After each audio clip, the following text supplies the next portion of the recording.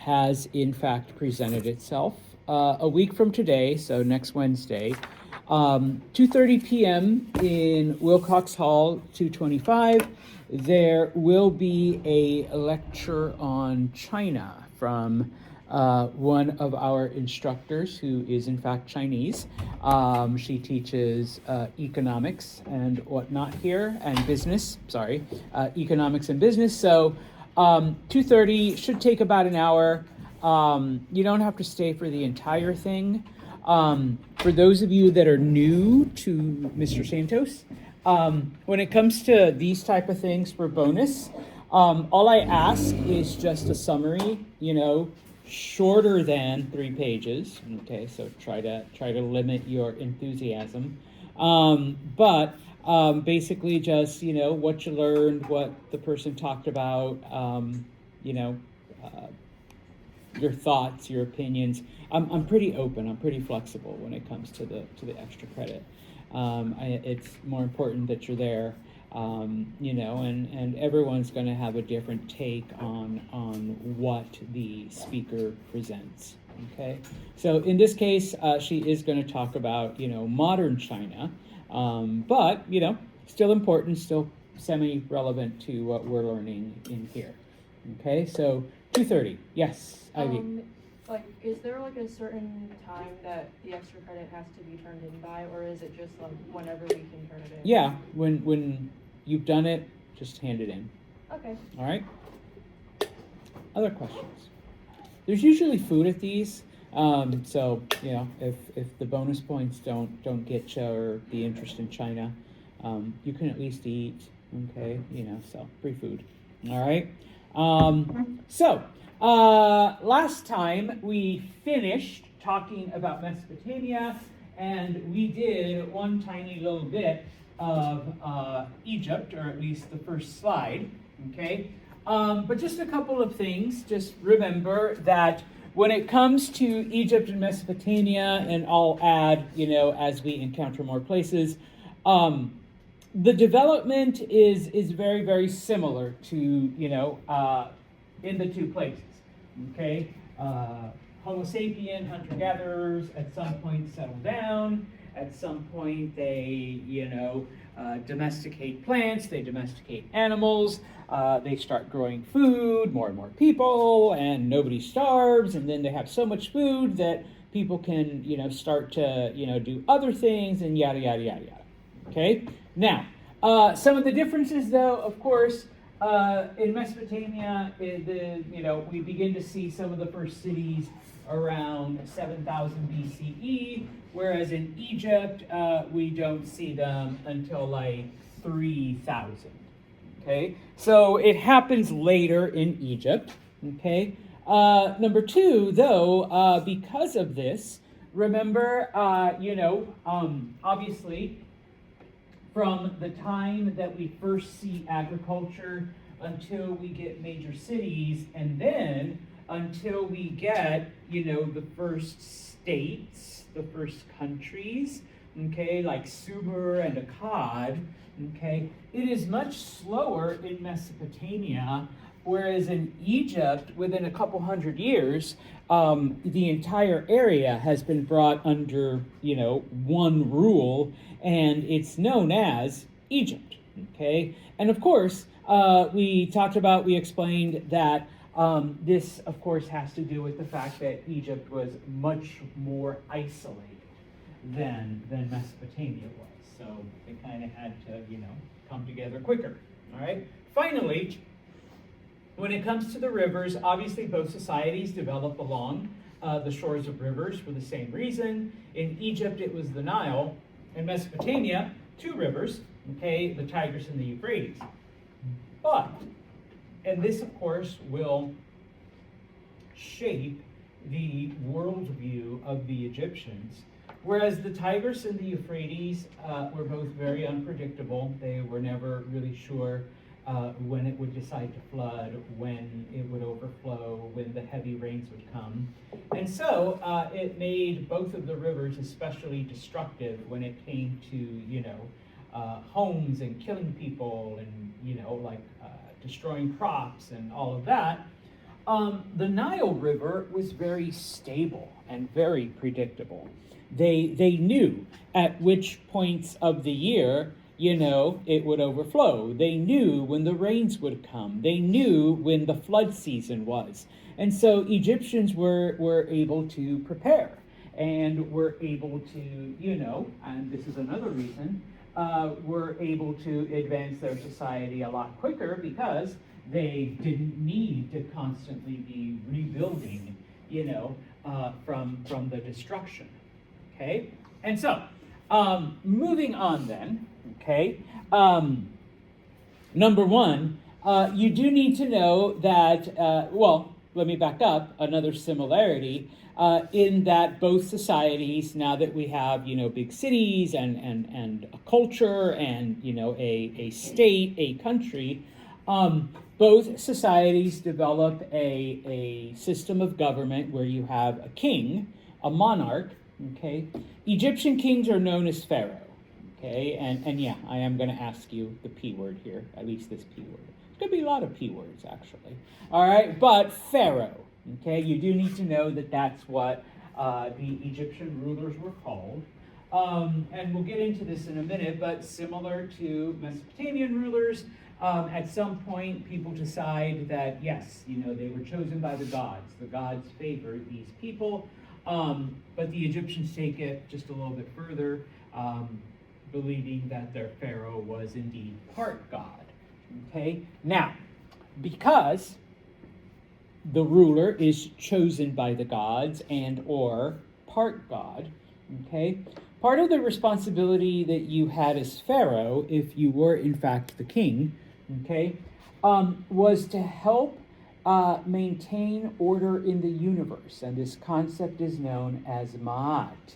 Okay, once again, because the Egyptians based their life on the Nile, and the Nile was predictable, and the Nile was stable, this is how they viewed the universe, that the universe was constantly striving for this stability, this balance.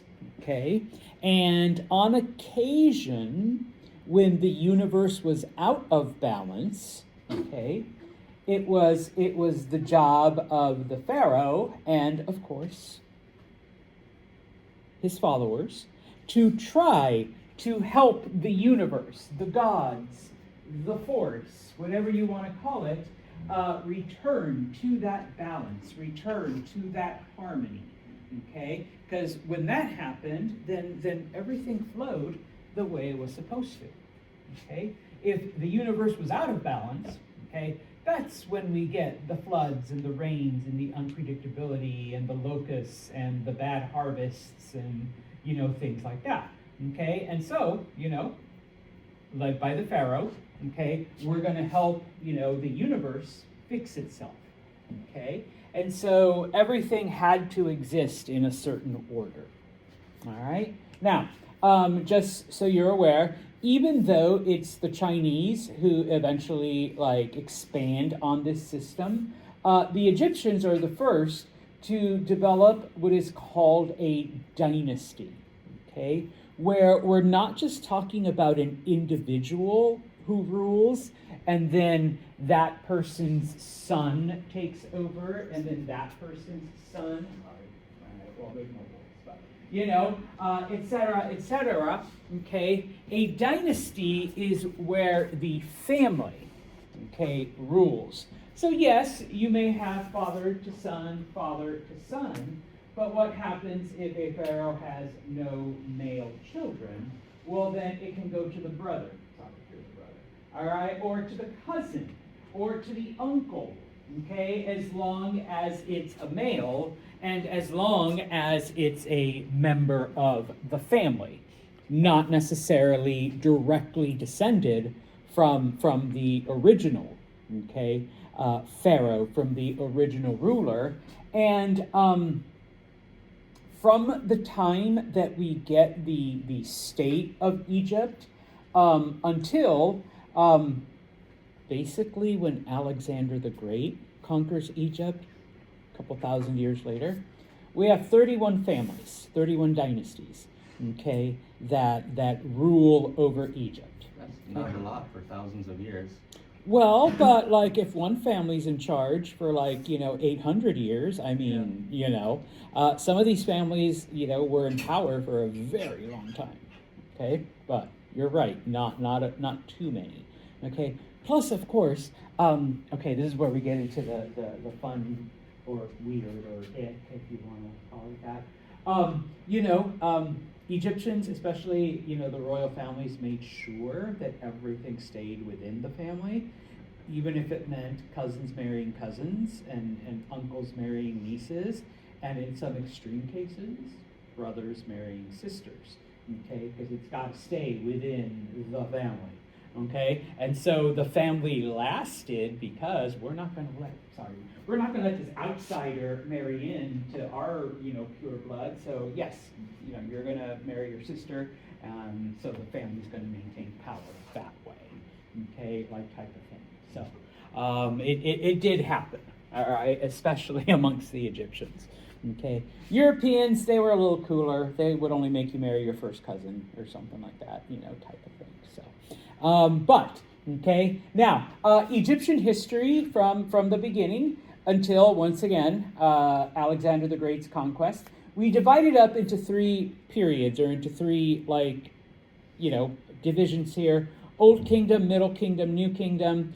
This chapter, we're strictly dealing with the Old Kingdom. Next chapter, we deal with Middle/New, okay? And then we basically stay with the New until we get to Alexander, okay, type of thing, all right? Ooh, it worked, okay? So there's the map, once again. Or did I go backwards? I think I went backwards. Yeah, I know. There we go. Okay, so, although always good to revisit the map, okay? So starting with the Old Kingdom, okay? The Old Kingdom basically went from the years 2686 until 2181 BCE, so about 500 years, okay? Now, it is during the Old Kingdom that the first pyramids are constructed, okay? Which is why sometimes, you get the memes, you get the little truth knowledge here, bomb falling on you, okay? Cleopatra actually lived closer to our time, closer to the invention of the cell phone, than she did to the first pyramid. Okay, the first pyramid was like almost 3,000 years before Cleopatra, whereas to us, Cleopatra was only 2,000 years ago. Okay, so yeah, all right. So when you see the pictures, or if you've been to Egypt, you go to Egypt. Okay, yeah, you're looking at 5,000 to 6,000 year old structures that are still there.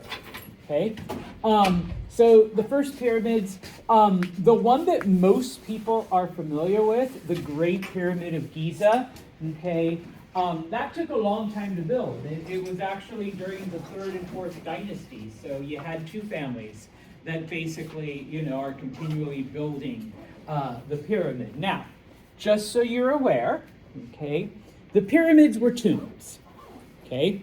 They didn't serve any other function. I've heard all the theories, okay? No, they were not built by aliens, okay? Egyptians did it, okay?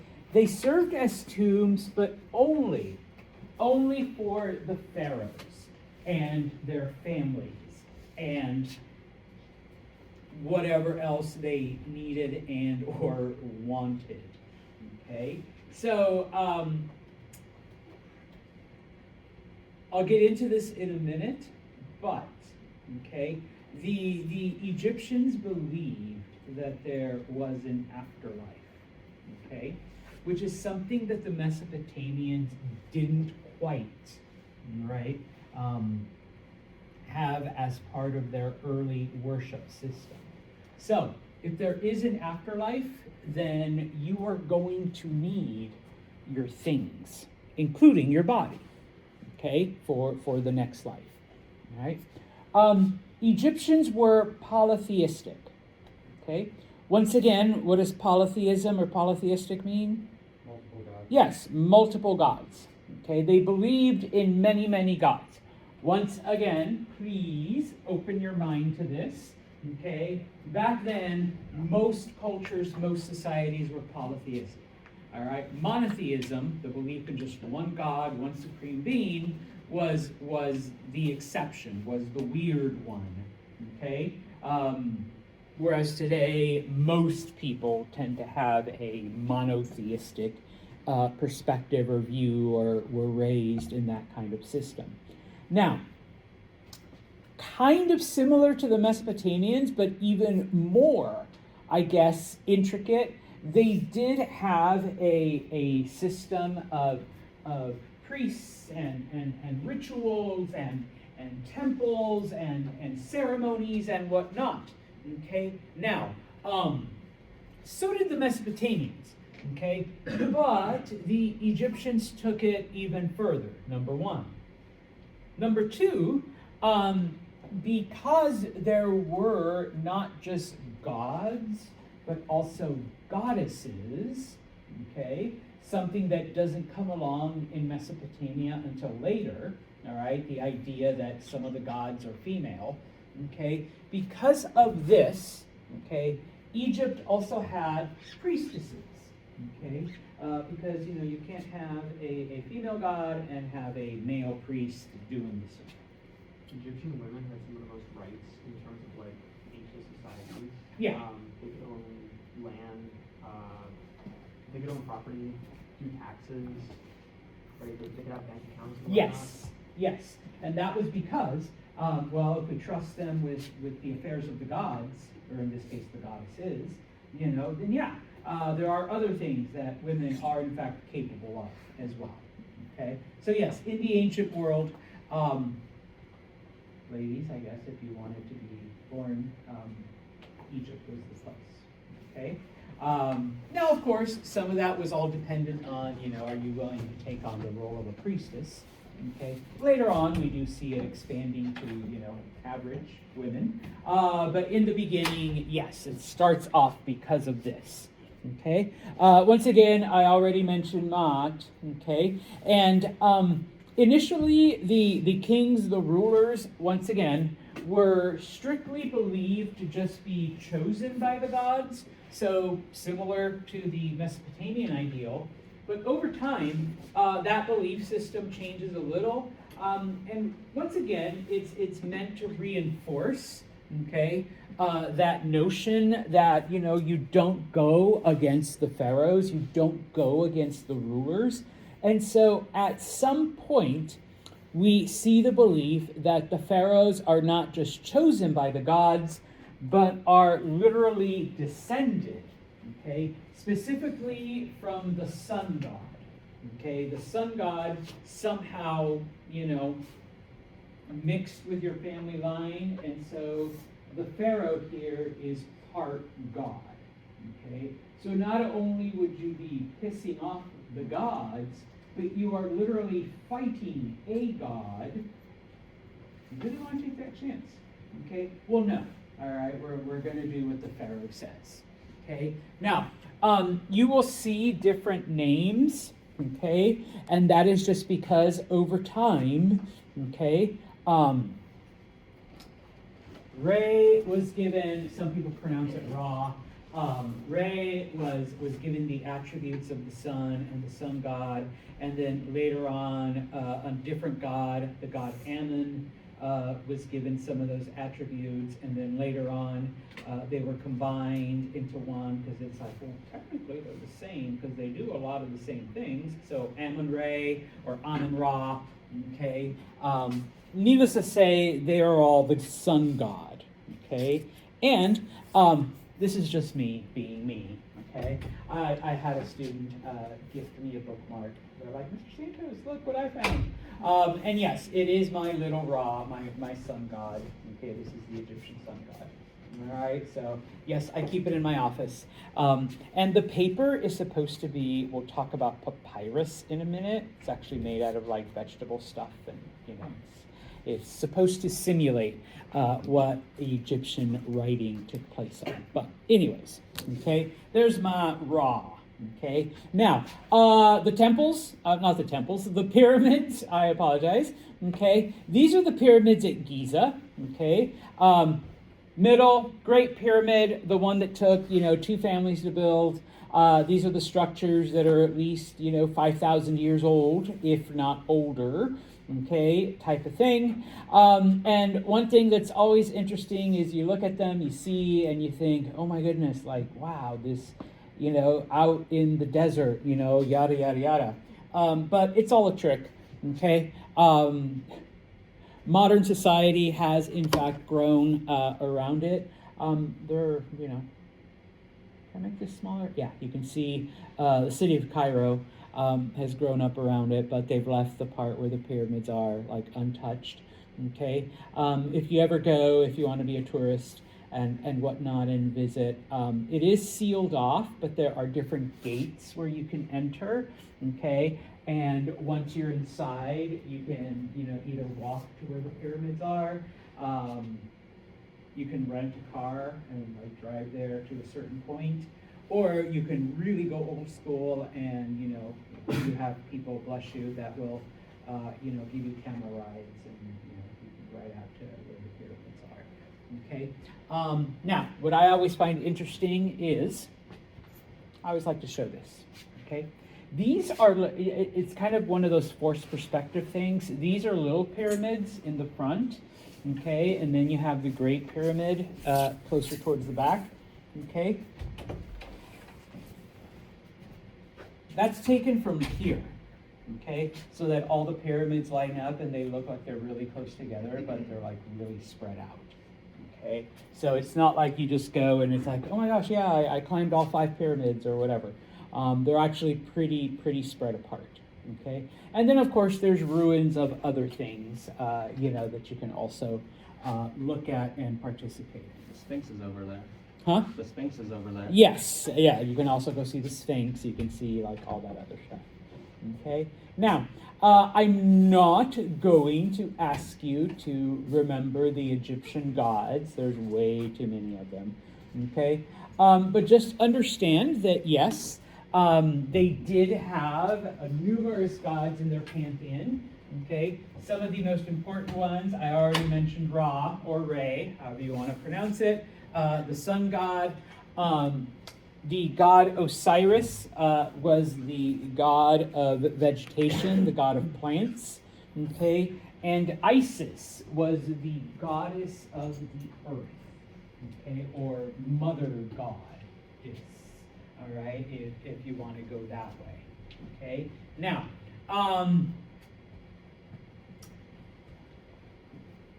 when it came to their belief, their theology, their reason for being here, okay? Remember that, okay, to the Egyptians, they took their example from the Nile River. And they knew, they could predict when the Nile would do certain things, okay? And they based their entire calendar, their planting season, their life around that. Okay, and so they knew, okay, that at a certain point, okay, yes, the Nile would flood, the Nile would overflow its banks, and certain things would be destroyed. But then they knew that the Nile would recede, and they could restart and keep on going. Okay, and then at some point that would repeat itself. And for, hundreds of years, they saw this, okay? And so the Egyptians viewed time as cyclical, as a cycle, okay? And so because of that, okay, they came to believe that death is not the end, okay? Just like when the Nile overflows and destroys things, that doesn't end. Okay, everything starts all over. Okay, and so unlike the Mesopotamians, the Egyptians believed in an afterlife, or they believed that when you die, it's not an end. Okay, and of course, so you need to live a good life in this life to achieve something in the next life. Number one, Number two, if you are going to go on to the next life, you're going to need your body. Okay, what are you going to do if you don't have a body? Okay, and so the Egyptians practiced and perfected the process of mummification. Okay, they would preserve your body so that when you died and your soul returned, because that's what their universe taught them, okay, there would be your body, okay, that you can take and keep on going. Now, obviously in the next life, you are going to need your stuff, okay? So, you'd be buried with your stuff, okay? With your money, with your wealth, with your couch, with your bed, with, you know, you're gonna need your favorite pets. And so, your cat would be mummified and, you know, put in there with you. Sometimes you had your servants, and, well, I'm gonna need servants in the next life. So your servants would be killed and mummified and put in there with you. Okay, Maddie's like, I don't like that part. All right, like type of thing. All right, so you were, I mean, you know, they say you can't take it with you, but the Egyptians believe, yeah, you can. All right, how are you supposed to live in your next life if you don't have all your stuff? Okay, now, remember that pyramids were strictly reserved for the pharaohs because, what were the pharaohs in? Yeah, they were part gods. Okay, so yeah, you're going to need all that. When it came to the average person, I mean, they still mummified you, but, you know, you're not a god, so you can just start all over. Okay, I mean, we'll give you your body, okay, but, you know, whatever. Okay, just as an FYI, well, no, I'm not there yet. Okay, so let's, okay, oh, we kind of are. All right, just as an FYI, and this was right before COVID. They were trying to expand the subway in Cairo, and as they're digging, you know, underneath, they encounter like this mass grave of bodies. Okay, and so they're like, what the hell? All right, so they start unearthing it and whatnot. Turns out they discovered like 300 to 400 mummies. That's basically what happened to the average person. You would be mummified and then just put into a mass grave, okay? Because the pyramids were reserved for the pharaohs, okay? Now, later on in the New Kingdom, some very wealthy people could afford to have their own little pyramid. Like if you were rich enough, even if you're not a pharaoh, you could commission your own pyramid and be like, well, I worked hard for my money, I'm taking it with me. So you'd have your own little pyramid, like nothing as grand as what the pharaohs got, okay? But, you know, you could. But if you were just the average person, I mean, you'd get your body, and then in the next life, you would, you know, just go on with your body, all right? Kind of like what you did here in this life type of thing, okay? Now, similar to the Mesopotamians, the Egyptians came up with their own writing system. Okay, now, for the longest time, okay, I'm sure you were taught that Egyptian writing is hieroglyphics. Hieroglyphics is Egyptian writing. And yes, it is, okay, but hieroglyphics we've recently discovered, as we've discovered these tombs of ordinary people, okay, your average people, hieroglyphics was strictly used in either religious stuff or in royal stuff.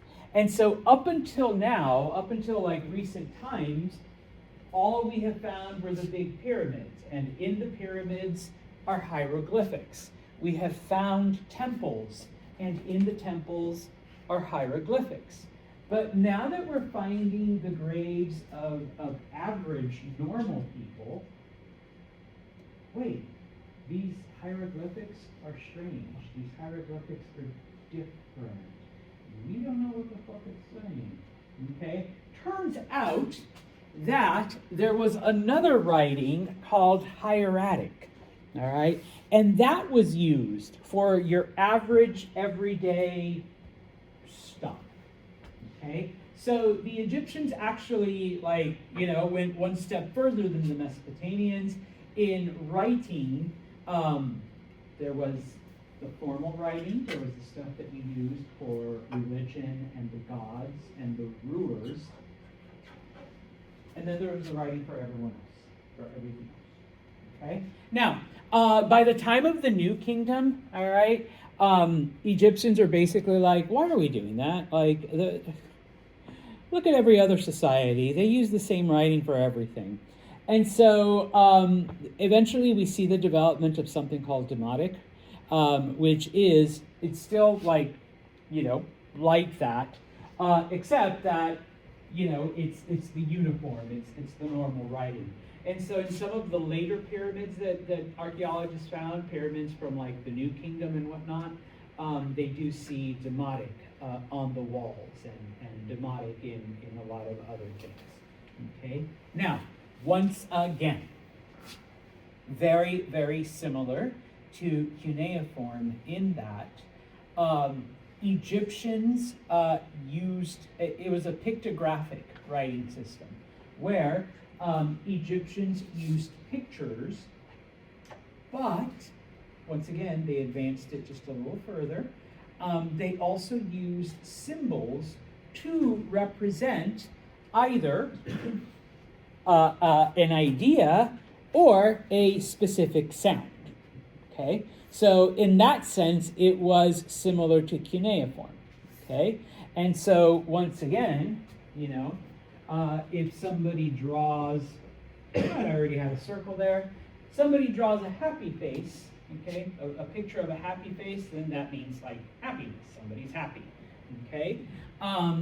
There were other symbols that represented sounds, and so you combine the two and you get, all right, this written language. Now, something about the Egyptians, okay, whereas the Mesopotamians did it on tablets, okay, Egyptians developed a very, very early form of paper, and once again, it's starting to curl. I need to take better care of this.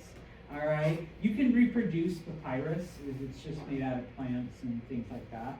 Okay, and of course they developed the use of ink, which you can basically take different plants like indigo and a couple of other ones. You can mash it up and create color, and then you can start writing. So they used a very, very early type of ink on a very, very, very early type of paper, and that's how they did their writing. Okay. The other P word, you do need to know what papyrus is. Okay, early Egyptian paper, and you do need to be familiar with the types of Egyptian writing. Okay, now, just as a side note, okay, when archaeologists first discover, these things in the 16 and 1700s, okay, they're like, wow, this is cool, this is awesome, look at all of this, okay. Those are some pretty pictures on the walls. Those are some pretty pictures on these early forms of paper. I wonder what it says, okay? People had no clue, all right? Basically, the language was undecipherable, all right? They had no idea. To them, it was just like, really, really nice drawings, okay? Here's just another bookmark, also papyrus, and it has the Egyptian alphabet. I'll talk about this in just a minute, all right? In the late 1790s, Napoleon invades Egypt. Okay, and during his time there, they discover a big-ass rock, literally. Okay, what they find on this rock is different Egyptian symbols, okay, on one part, and then on another part of the rock, they find Greek letters. It took them a minute, but they realized that the Greek letters correspond to the Egyptian pictures. It was basically a translation matrix, okay, that was developed by the grandson of one of the generals of Alexander the Great after they conquered Egypt, okay? And because Greek was the language of knowledge and culture and education for like over 2,000 years, and people back then were still learning Greek if you were like educated. They're like, they just went through the rock and the things, and they were able to translate everything that was there. Okay? And so, All right. Now, today when we say Rosetta Stone, what do we think of? Language learning. Language learning. Yeah. That's why they took the name, because the original language learning app was literally a rock about that big. Okay, which had Greek on one part and Egyptian on the other. Okay, and you could just go back and forth and translate. Okay, and so some much bigger example of Egyptian writing. Now they also drew pictures. Okay, to represent certain things. All right, but let's see. There it is. Okay, and this is what I have on this one. And on a bookmark that somebody else gave me, okay? These are the symbols that represented sounds, okay? That's it. There is a whole different list of symbols that represented ideas. So that you had, quite literally, hundreds of these, okay? Now, these are the closest English approximations. So don't be like, oh my God, I'm writing in ancient Egypt. No, you're not. Okay. Like I said, this is the closest to modern English sounds that we have. So I don't know what kind of bird this is, but this bird would be what today, if we put a W and an O sound together, would have been to the Egyptians. Okay. This thing that looks like a curly thing of water, I don't know, would have been close to our sound. Okay? I don't even know how to describe that. But that would be the closest thing to our sh sound that we make today.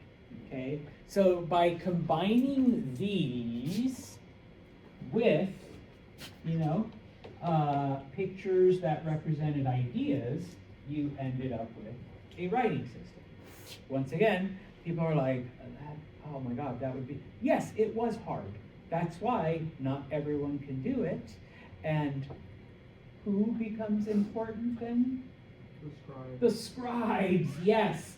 They take a very high place in society because they can decipher this. They can write this down. Okay? I'd imagine to be a scribe, you also had to be a pretty good artist. Okay? So that you can draw. All right. I find it kind of funny that, something that looks like a foot with the boo, put your two lips together and push, sound type of thing. Okay. So yeah. All right. Now, to finish off Egypt. Okay. Unfortunately, in the Old Kingdom, this is specifically during the Old Kingdom, land was not privately owned. Okay, the land belonged to the pharaoh, and by extension, the country, okay, quote unquote. If you had land, then you were basically just administrating it. You were a steward for the government, for the pharaoh. Okay, the pharaoh trusted you to take care of the land. And so because of that, part of what you did, part of your harvest, part of your production went back to the government, went back to the pharaoh, which was then redistributed throughout the kingdom where it was needed. Okay. Over time, over the hundreds of years, these individuals and their families eventually began to take advantage of the fact that they had all of this land that they could work with, and little by little they would use it for their own benefit and for their own enrichment. And instead of giving a portion back to the pharaoh or to the government, they would keep it for themselves. They would sell it to foreigners and outsiders and whatnot. Or they would purposely underreport how much yield the land gave, or whatever, like how many cattle they had, or and so that way they wouldn't have to give as much to the government. At some point, there is a drought. huge drought throughout Egypt. And